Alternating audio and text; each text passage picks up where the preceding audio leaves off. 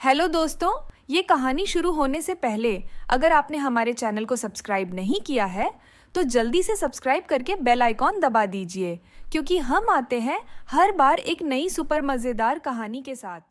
बिनीता के परिवार में दो बेटे राम और श्याम दोनों शादीशुदा थे। राम की शादी को कुछ साल बीत चुके थे, जबकि श्याम की शादी को अभी 8 महीने ही हुए थे। घर के सारे काम बड़ी बहू ज्योति ही संभालती थी, क्योंकि छोटी बहू सीमा नौकरी करती थी।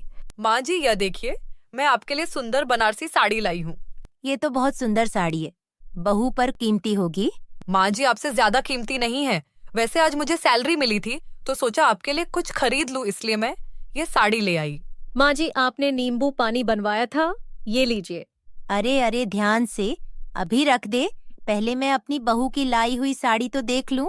इस पर गिर गया जरा सा भी नींबू पानी तो दाग लग जाएगा। माँ जी, भाभी को बोल दो कि मशीन में ना धोए।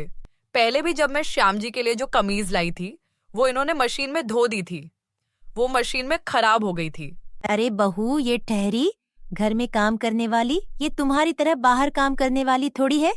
इसका जितना दिमाग होगा उतना ही तो काम करेगी। इसे क्या पता कैसे कमाते हैं।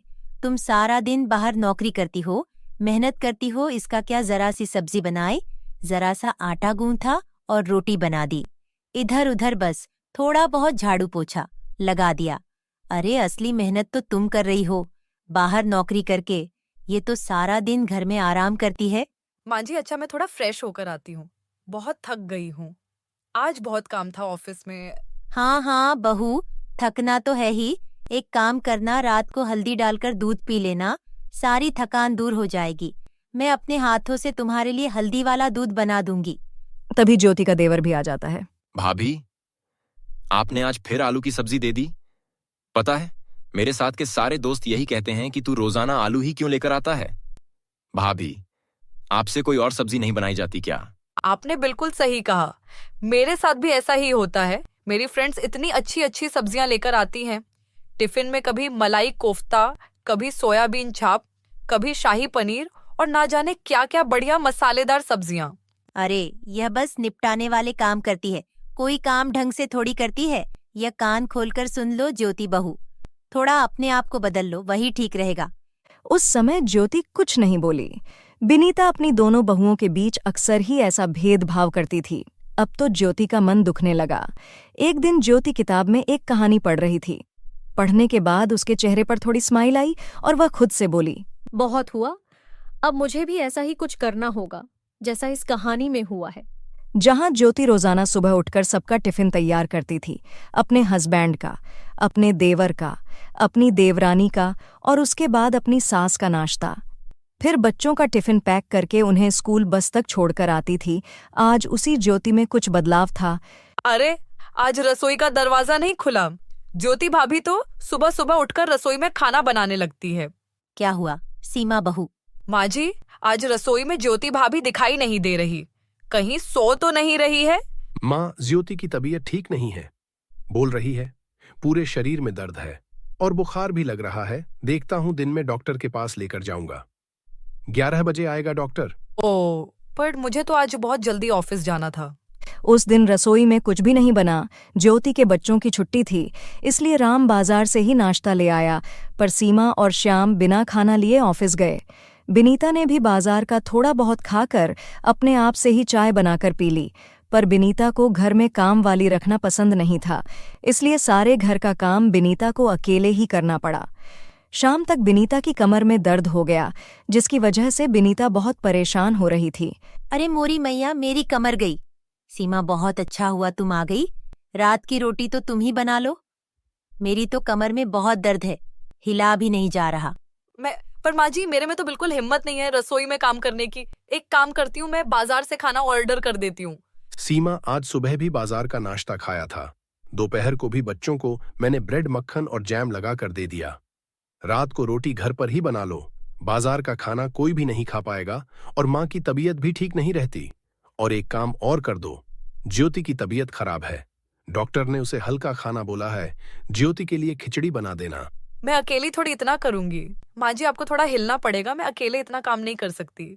आप जानते हो मैं ऑफिस का भी काम करती हूँ। हाँ हाँ, मैं कोशिश करती हूँ, रुको आ रही हूँ।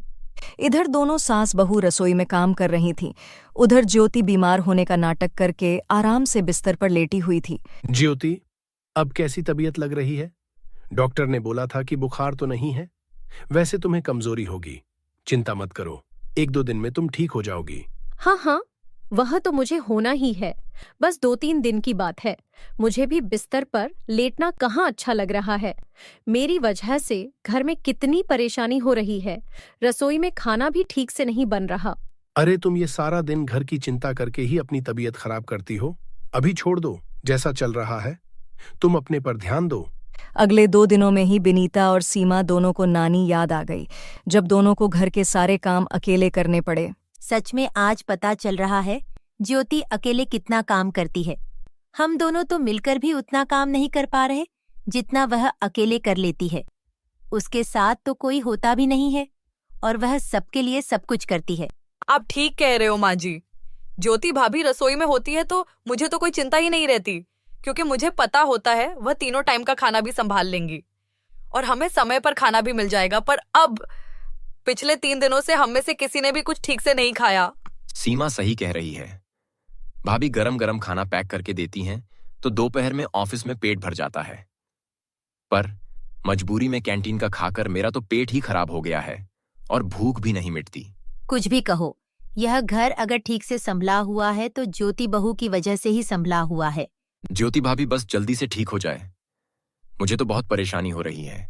माँ जी, मुझे लगता है भाभी अकेले ही घर का सारा काम करती है, इसी वजह से वह बीमार हुई है।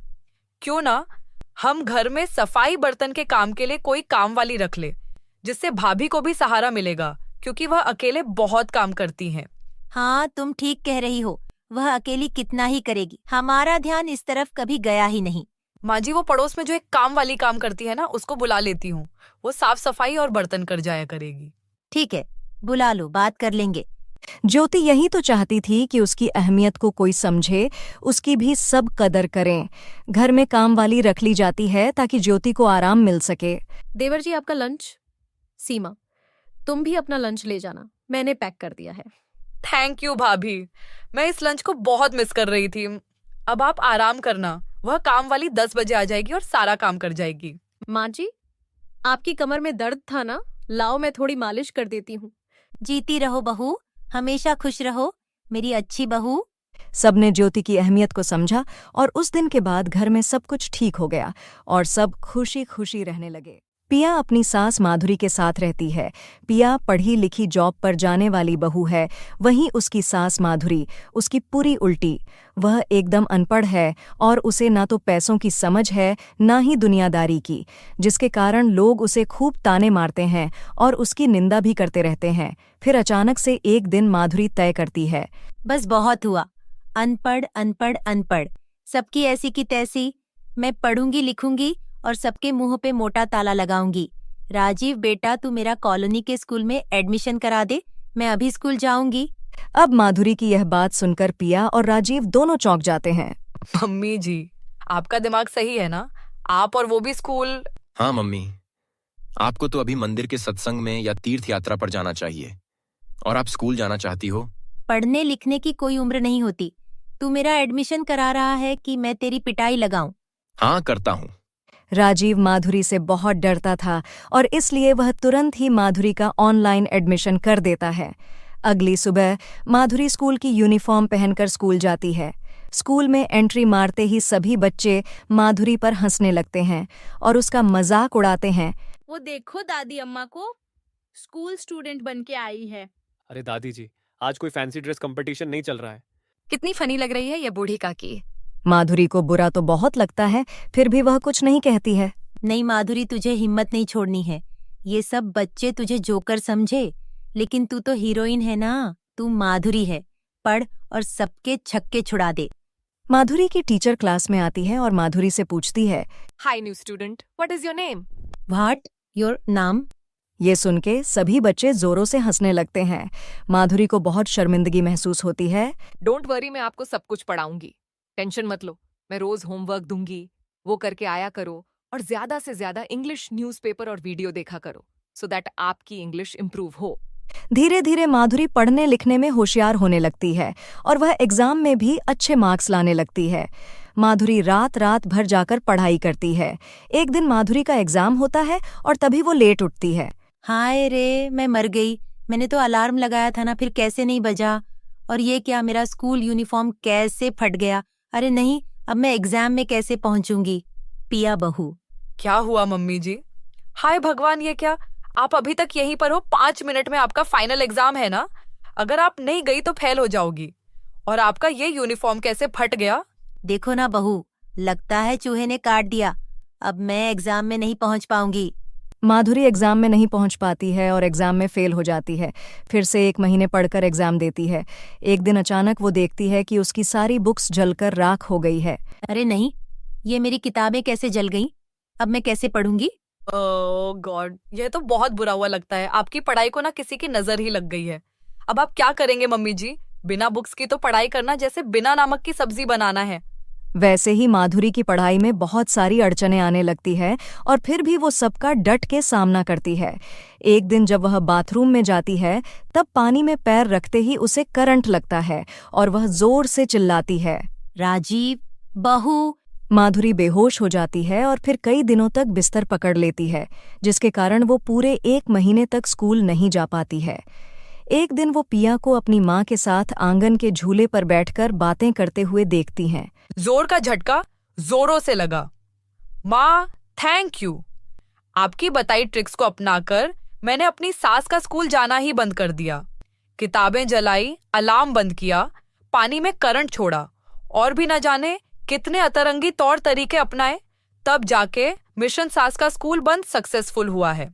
अच्छा हुआ, वरना तेरी सास पढ़ लिख के तेरे से आगे निकल जाती, और अगर तुझसे आगे निकल जाती तो तू उस पे अपनी नहीं चला पाती। माधुरी को यह सब सुनकर बहुत गुस्सा आता है। वह तुरंत ही एक फोन लगाती है और कुछ आदमी आकर पिया और उसकी माँ को पकड़ के कहीं ले जाने लगते हैं। छोड़ो, छोड़ो मुझे। क्यों रे डायन, मुझे घर पर कैद करना चाहती है, मेरा स्कूल बंद करवाना चाहती है। आप जाओ, इन दोनों चुड़ैल को पागल खाने ले जाओ और कभी मत छोड़ना वहां से। माधुरी पढ़ लिख के एक अफसर बन जाती है। आपने हमारे चैनल को सब्सक्राइब नहीं किया है तो जल्दी से सब्सक्राइब कर लीजिए। इस वीडियो को लाइक, शेयर, कमेंट करना ना भूलें। फिर मिलेंगे अगले एपिसोड के साथ।